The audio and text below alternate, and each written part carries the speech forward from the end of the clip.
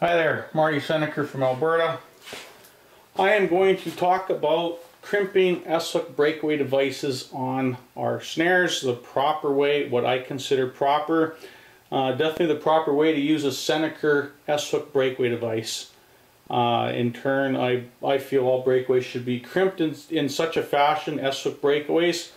And to do so, what I mean by different ways to crimp an S-Hook breakaway, the way that I crimp would be in such a manner that I'm going to take and crimp this thing just straight downward in a straight downward shape. That's going to actually somewhat pinch the end of the S-hook together a little bit. It might fold slightly, but what I don't want to do with the Senneker breakaway device is I do not want to crimp in such a manner that I actually crimp in such a fashion to try to maintain roundness of the loop. I do not want a round loop. I want a creased and folded and tighter bent S-hook, because what that does is it will increase the strength, the holding strength of the S-hook. On Coyote, it's not the most important thing to do, but when we're starting to try and snare wolves and using a 750-pound S-hook breakaway device, whereby we want our large dangerous game to get away, we want to be crimping these things properly so that our game gets away, but yet that we still hold our catch. So here I'm going to demo how to crimp a 265 and basically just crimp it in a downward fashion. Now, if I let go of the swager now, it's going to open back up a little bit. There's a space there. So how I run my 265s is I crimp them and over crimp them slightly so that very, very little space exists in between here. I would, say a half a millimeter of space is okay, but 2 millimeters of space is not okay. And then of course you crimp the other end completely shut. So I'm going to crimp one onto a lightning lock.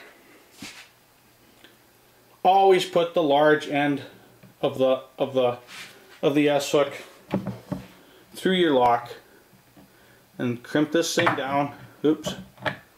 Crimp this down in such a manner and over crimp it slightly, maybe a little bit more.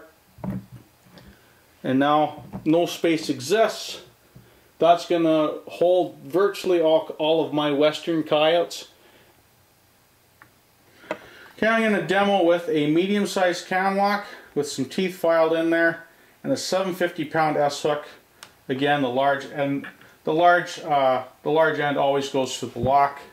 And then go and crimp this thing down in a straight down fashion. Again, we don't want to be trying to pinch this thing in a downward fashion to make it round. We don't want a nice round loop. Nice round loops have no strength. People that use nice round loops, so a guy just sent me some in the mail here recently, and he lost a wolf, but his S-hooks were crimped very, very round.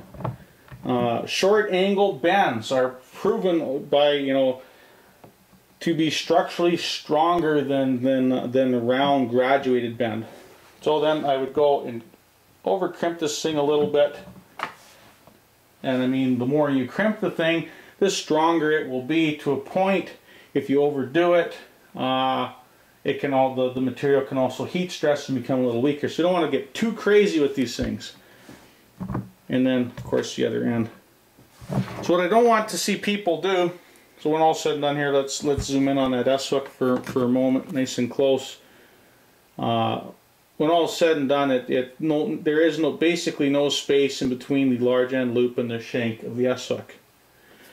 So what I'm trying to make sure that you don't do, this is the proper way, sideways in the press.